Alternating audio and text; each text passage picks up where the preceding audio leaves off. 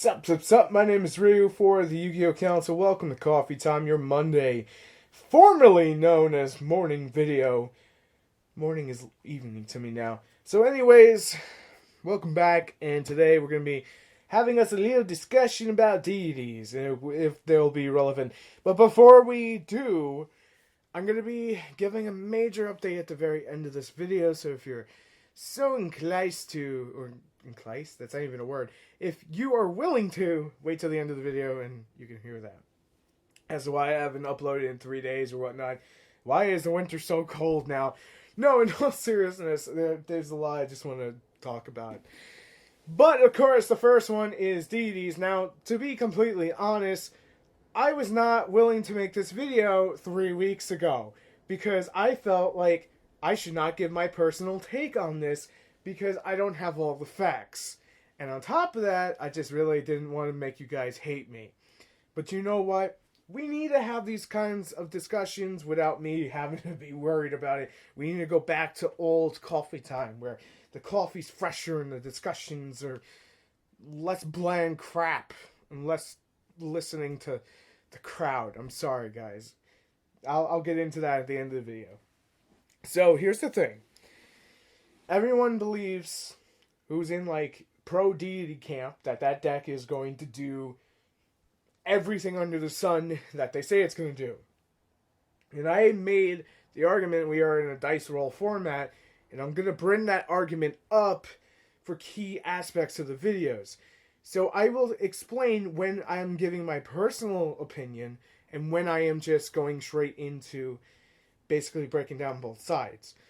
So we're going to try not to, I have a habit of blending it in, but if I'm going into my personal opinion, I'll try to say my personal opinion. So here we go. Deities come out January 20th. Keep that date in mind. Now, here's the thing. ABCs are proving time and time event to pretty much be near tier 0. You can't call them tier 0, but they're taking up 10 spots in the top 16, and that is a problemo. That is a big one. That'll have to be addressed at a much later time. Obviously, when we get to the next ban list, we're not talking about ban lists today. Deities, if we look at the OCG, and this is an opinion, this is not, you look at full metaphors, metaphors, you look at metaphors and you look at deities, and they both do well in the OCG. But ABC doesn't do so well in the OCG right now. What does well in the TCG when metaphors are at full power? ABC. So it's kind of hard to estimate where DD is going to fall in there, hence the point of this video, and power creep is a thing, so we're going back to like 20 coffee times ago, but power creep is going to play an attribute here. Now you can, for example, take something like Burning Abyss and say, hey, but they didn't get power creep down, they make big, scary fucking boards. Honestly, the same things we out deities are going to, ABCs are going to out deities the same way. Kaiju's, all that stuff, outside system downs. But just because little Timmy over there has something to completely out a deck does not mean that deck will not top. Play thy deck, and that deck shall top, as long as that deck is good. And that is something where I'm going to give my personal opinion. I think the numbers factors are going to come in play here. There is a lot of people who really want to play deities to full strength. And when that structured deck drops, it's like dropping, Santa Claus dropping presents to little kids. It's a very exciting time. Everyone's happy, everyone's rejoicing, and everyone's going to play the shit out of it who wants to play the shit out of it. And it's pretty much what we saw with ABCs. And we're going to see it again. What I'm getting my point across is, even if I say that I don't think deities will 100% be out there, I'm probably going to be completely wrong, because my personal opinion is, if there is a major player base who wants to play said deck, and that deck is extremely good at building a board, even in a dice roll format, that deck will top. ABCs can only out one card at a time besides whatever back row they have, and this matchup in general, my personal opinion, comes down to anti-spell fragrance or to whoever goes first. I have not seen enough of that matchup, therefore my opinion is based only on the counteractions for both decks, just so we're clear here. Back to the PowerPoints, not my non-personal opinion here. Deities easily can set up a powerful board to lock out the opponent. ABC can do the same. But just because ABC is a deck doesn't mean that deities will not top. That's actually been proven in the OCG and can be mimicked here. And for the fact that it can be mimicked here is the same reason why everything else can. But Ryu, then why don't Metaphors do the same? Well, Metaphors do, but they don't have the same amount of numbers in my personal idea here, that they don't have the numbers like ABC do, because ABC is a little bit easier for the player base to assemble. As where Metaphors not going to have the same kind of results and less people are going to play it. Now let's go back to the Japan factor. In Japan, when a new deck comes out, unless we're talking about when Black Wings were a thing, most Japanese players will have a tendency to want to try it out, and there will be a large following for the decks at top. This has been a proven fact for many of years, and will continue as long as the lifespan of Yu-Gi-Oh! Goes on. Now, I've seen it with my own personal eyes. This is not a personal opinion, this is fact. I've seen it in person in Tokyo when I spend time out there. I saw during, I think it was right after Teledad, when the Blackwing craze was going. The only reason Blackwing decks kept topping is because the sheer amount of people still playing that deck and having some sort of knowledge to deal with whatever matchups they were dealing with. And it was just because of that we kept seeing Blackwing hits after hits after hits until the list got split into one side is SmackDown, the other is Raw. That WWE reference. So, back to what I'm trying to say here. Konami's of America. Let's talk about, KOA. Konami of America. Killon. Okay, I'm not going with that one. Konami of America simply wants deities to sell. That is number one. They probably want them to also do well. We'll get a video package on their YouTube channel that goes, this is some cool deity combos. And you gotta give them credit for that. That's actually pretty cool for the casuals that will follow the Konami page. Get to see that. Maybe not, maybe they don't want to follow you or I, you're a YouTuber or whatnot, trying to make up the ranks.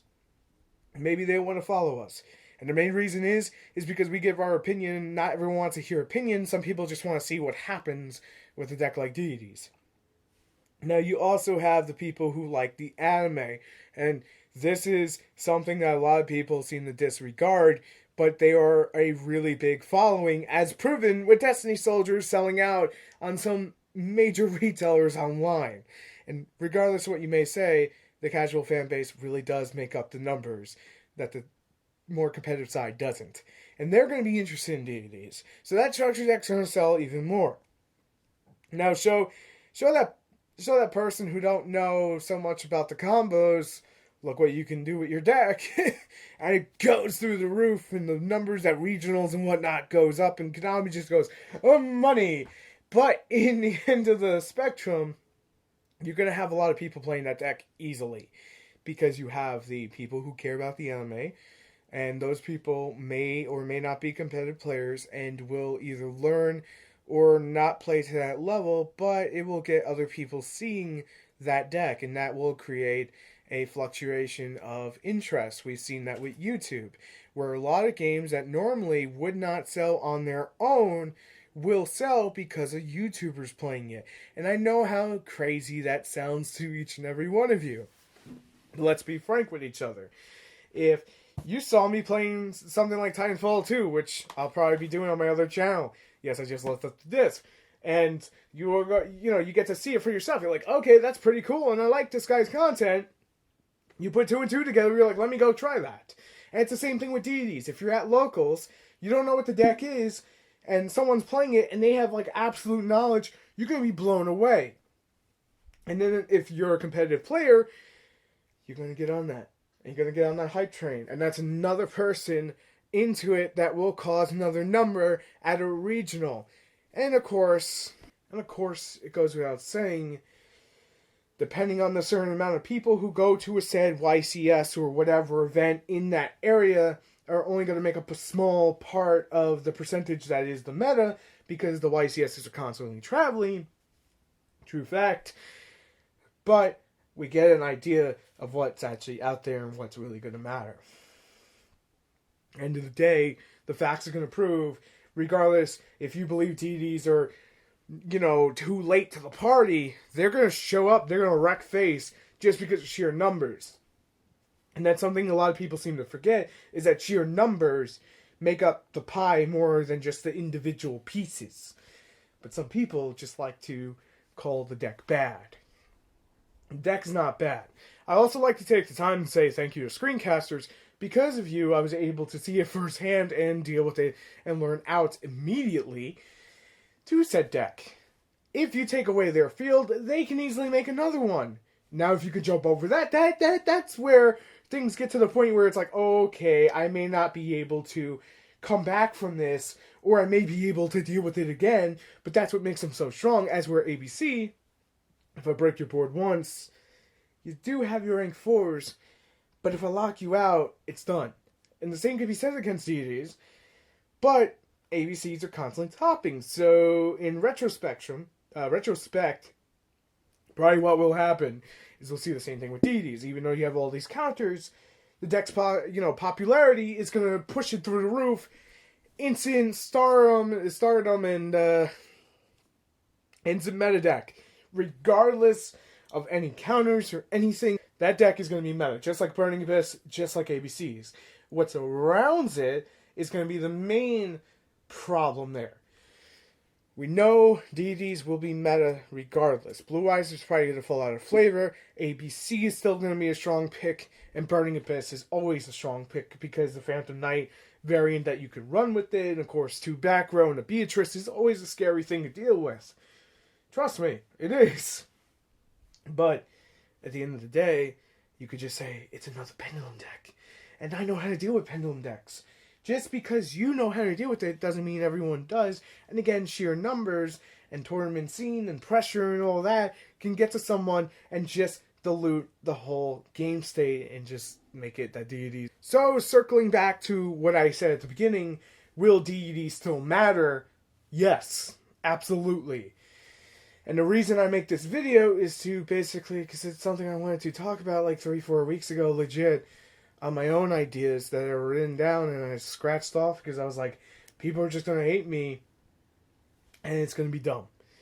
But as you've seen, I'm more on point this week than I've been the past couple of weeks. And I'm going to get to the update now. So if you're only here for the, will they still be? Then that part's pretty much over and thank you. For everyone who wants to stay for the update, I appreciate it. So let's talk about a few things. I didn't upload this weekend because I needed a break. Everything's been getting to me as of late. And I've just been trying to, quote-unquote, fit the mold more. And what's funny is it took Mikey to actually break that. Because one of you guys who recognized Mikey by his voice, thank you forever. Because of you, I was reminded, because Mikey did tell me, I was reminded of what makes this channel great. We don't follow the pack. We do our own thing because we have our individuality that makes this channel special. And sometimes it's easy to forget that, and sometimes it does get to me because of stress. Honestly, last week, my leg, that whole thing, it's been hell. And of course, with Sun and Moon coming out, there's been extra pressure on the Pokemon Council trying to get stuff out. And everyone's been super positive about it and giving me the, the love and appreciation to those videos that is needed. But I've been neglecting this channel for the past couple of days just until I get the rhythm of things. I don't know if you can hear it. My voice started crapping out today because we got snow. And whenever there's snow, whenever there's injury and, requiring surgery, I seem to get sick. So that's a thing too. So let's get into what's going to happen on the channel the next couple of days. Things are going to start going back to normal. That's what needs to happen. The old normal. Not these diluted coffee times like they've been with me worrying about what people are going to say. Everyone's going to have an opinion. The only thing that really matters at the end of the day is that I keep the channel true to form, true to myself, true to what this channel was founded on. So, starting in January, that's when me and Mikey are both estimating it. He's going to have a month off, and I should have a month off myself. And I'll still be healing, but I should be at the point, because of the rehab and everything on my leg, where I can actually record IRL dual videos once again with Mikey. And regardless of whatever hate may come, just bring it, sucker! Or whatever The Rock used to say. But to the point, we're going to have fun. And we're going to bring that back to the channel. And we're going to try a few new little things because it's just the way things should be. It is freezing in here, so I'm going to try to wrap this up as quick as possible. I am uploading every day to the Pokemon Council, and will still try to upload here at least once per day, because this channel is my baby, and sometimes you forget that your baby can get a little toxic, and it needs a little break, mentally. And the thing is, and I've heard it from Casey Neistat, who I look up to, you have to challenge yourself as a creator, whether it just be a Yu-Gi-Oh! Based creator, or Pokemon, whatever it is. You need to be able to span out your wings and have that pressure on you, because that pressure makes some of the greatest work you will ever do. Some of that fear that you fear of the comment section will make some of the best videos you will ever create. And it is difficult, and it is long and hard to forge. But it is the greatest reward to see the overall product that comes out of it. And I got forgetful about that. Well, I get forgetful about it. And the Pokemon Council the past couple of days reminded me real fucking quick of how it feels to look on your work and go, I'm proud that I made that. And as stupid as it sounds, I'm proud that I made Coffee Time what it is. And I'm proud I brought it back to what it is. And tomorrow, when we go to do Tech Tuesday, I'm going to do the same thing again. Hopefully. Just don't know what card we're going to talk about just quite yet. Probably call up Mikey. Yo, I need a hookup. I'm failing right now. But that's the great part. This channel is not just me. It's all of you. It's everyone who's behind the cameras. Some of those people aren't 100% great with cameras. And we're going to get them there. We're going to make them great. But that's just the perfection of this channel. We're going to make mistakes. We're going to get back up. And we're going to ride that horse down the trail again. But I do want to say a few things. Just because I'm uploading or sharing Yu-Gi-Oh! Or non-Yu-Gi-Oh! Content to the Facebook page or to other channels does not mean I am trying to get away from the Yu-Gi-Oh! Council. All I'm trying to do is get more exposure onto it, because maybe you guys would be interested in it once in a while, just checking it out. I'm sorry if if it feels like I'm forcing it down your throat. That's not the intention. The intention is just growth. Because if those channels grow, it's not that I don't work as hard, but it gives me more motivation to. And then I learn new things that I would probably get forgetful to learn here, to bring into editing or whatever it is, and I bring over there, I can now rewind and bring it here. And that's something as a creator that you get lazy on if you're just doing the same thing over and over again. That's why I make all these different channels, is to challenge myself. I don't want to get into this place where I'm super comfortable, and yes, this is what Casey Neistat was talking about, and I can relate to it, where you get super comfortable, and you get into this rhythm where everything's good for your channel, and, you know, the revenue is great, and you're just in there pulling it in, like, okay, don't want to press any buttons and have, 30,000 people unsubscribe to me at once. But the greatest thing you can do is take that jump, take that leap, and trust yourself before you can trust everyone else. Because that's personal growth. And I share these words with you guys because I needed to get a lot of crap off my chest. I've been holding a lot of guilt in for a lot of years. And these YouTube videos, as crazy offset as it may seem, give me some sort of way of being at peace. Maybe it's just talking it out, I don't know. And that's always been the reason why I started this channel. I'm not going to get mopey with it or whatnot, but it's like having a new life these past 3 years with the Yu-Gi-Oh! Council. And for that, I can only thank each and every one of you for every time you tune into a video, or every time you took time to listen or write a comment out. And I honestly mean that. I know it's probably oversaid in a lot of videos, and that's never my intention. And the reason I work so damn hard to try to make better content for you guys is simple. Because I have a lot of things I want to bring to this channel, but I just can't do it quite yet. And that's always been how it is when it comes to me for like everything. But once it gets there, it's a little rocky at the start, but it works itself out and becomes real smooth. Sometimes I need to reinvigorate myself and challenge myself to make even crazier fucking videos. So I'm going to be working on something for that 9,000 special, because you may notice that number's getting close. I don't know when that video is going to be ready, but it definitely won't be the 10,000 ones. The 10,000 ones going to be even crazier. But just trust me, I've been spending a couple days working on it already. I'm super excited, and I have to hire a few people, but it's going to be great. I also want to say, if it wasn't for you guys, I don't know what I would have done those 18 months ago. I think it's been like 18 months, somewhere around there. It's crazy. So I want to end off this video by simply saying, no matter what I may say at times or how I may come off, you guys honestly mean the world to me in your own way.